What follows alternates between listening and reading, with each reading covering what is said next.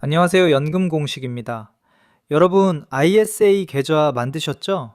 그런데 혹시 국내 주식형 ETF를 담고 계신가요? 코덱스 200, 타이거 배당, 코스닥 150 같은 종목들 말입니다. 아, 이거 큰일 났습니다. ISA 계좌는 분명 비과세 혜택이 있는데 국내 주식형 ETF는 일반 계좌랑 세금이 똑같습니다. 비과세 계좌인데 세금 혜택이 없다는 뜻입니다. 오늘은 금융 전문가들도 강조하는 ISA 계좌 ETF 투자의 진실을 낱낱이 파헤쳐 보겠습니다. 충격적인 진실부터 말씀드리겠습니다. 일반 계좌에서 국내 주식형 ETF는 매매 차익이 비과세이고 분배금은 15.4% 배당 소득세가 과세됩니다. ISA 계좌에서도 매매 차익은 비과세이고 분배금에 과세 이연 효과가 있습니다. 그럼 똑같은 거 아니야? 하실 수 있습니다. 맞습니다. 일반 계좌에서도 삼성전자를 사서 수익이 나도 비과세, 코덱스 200을 사서 수익이 나도 비과세입니다. 그런데 ISA 계좌에는 비과세 한도라는 게 있습니다. 일반형은 200만원, 서민형은 400만원입니다. 국내 주식형 ETF로 200만원 수익이 났다면 세금은 없지만 비과세 한도 200만원이 그대로 차감됩니다. 굳이 ISA 계좌를 쓸 이유가 없다는 겁니다. 그럼 언제 국내 ETF를 담아야 할까요? 딱 한 가지 경우만 예외입니다. 바로 고배당 ETF입니다. 코덱스 배당 성장, 타이거 배당 귀족, 아리랑 고배당주처럼 분배금이 많은 ETF는 과세 이연 효과가 있습니다. 일반 계좌는 분배금을 받을 때마다 15.4% 세금을 떼가지만 ISA 계좌는 세금을 떼지 않고 해지할 때 한 번만 과세하며 그것도 200만 원에서 400만 원까지 비과세가 적용됩니다. 결론적으로 국내 주식형 ETF는 매매 차익 목적으로는 비추천하며 배당 목적으로만 일부 고려가 가능합니다. 그럼 진짜 사야 하는 ETF는 무엇일까요? 첫 번째는 해외 주식형 ETF입니다. 일반 계좌에서는 매매 차익과 분배금 모두 15.4% 배당 소득세가 부과되고 2천만 원 초과 시 금융소득 종합과세 대상이 됩니다.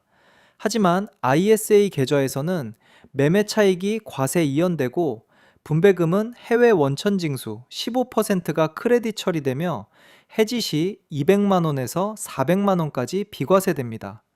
이게 바로 ISA의 진짜 힘입니다.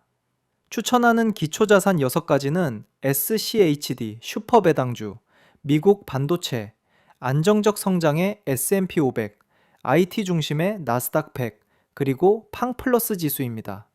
3개월 수익률을 보면 슈퍼배당주가 14.93%로 최고이며 팡플러스 등의 빅테크는 마이너스 9%로 저평가 구간입니다. 저평가된 종목을 지금 사 모으는 전략도 유효합니다. 추천 포트폴리오 조합은 S&P 500 30%, 나스닥 100 20%, 슈퍼배당주 20%, 반도체 ETF 15%, AI 전력 ETF 15%입니다. 영원한 1등 섹터는 없으므로 다양한 섹터에 분산하는 것이 답입니다. 두 번째로 꼭 사야 하는 것은 원자재 ETF입니다. 일반 계좌는 매매 차익에 15.4% 세금이 붙고 1천만 원을 초과하면 건강보험료 폭탄을 맞을 수 있습니다. 하지만 ISA 계좌는 매매 차익과 분배금 모두 과세 이연됩니다. 추천 원자재 ETF는 시가총액 1조 원 이상이며 15% 수익을 낸 금 ETF, 1조 원 이상의 37% 수익을 낸 은 관련 ETF, 시가총액 2,500억 원에 12% 수익을 낸 구리 관련 ETF, 677억 원 규모의 22% 수익을 낸 희토류 ETF입니다. 금 5%, 은 3%, 구리 2% 정도로 전체 포트폴리오의 10% 이내로 담는 것이 적당합니다. 세 번째는 필수 안전자산인 금리형 ETF입니다. 추천 금리형 ETF의 3개월 수익률을 비교해보면 머니마켓 펀드 MMF가 0.79%로 최고이며 CD 금리 0.72%, 코픽스 금리 0.69%, 단기 채권 0.60% 순입니다. 가장 높은 MMF 하나만 담으시면 됩니다. 마지막으로 가장 중요한 것은 리밸런싱입니다. 예를 들어 초기 설정을 금리형 30%, 해외 ETF 60%, 원자재 10%로 담았다고 가정해 보겠습니다. 12개월 후 시장이 상승해서 해외 ETF 비중은 70%로 늘어났고 상대적으로 금리형은 15%, 원자재는 15%로 비중이 변했습니다. 이때 그냥 두는 것이 아니라 수익을 실현해야 합니다. 많이 오른 해외 ETF를 일부 매도해서 비중을 70%에서 원래 목표였던 60%로 낮추고 그 수익으로 금리형 ETF를 매수해 다시 30%로 채워 넣는 겁니다. 마찬가지로 원자재도 부족한 만큼 더 사서 다시 10% 비율을 맞춰줍니다. 결국 고점에서 일부를 팔아 수익을 확정 짓고 안전한 곳으로 자산을 이동시켜 처음 계획한 황금 비율을 유지하는 것입니다. 오늘의 핵심 세 가지를 정리하겠습니다.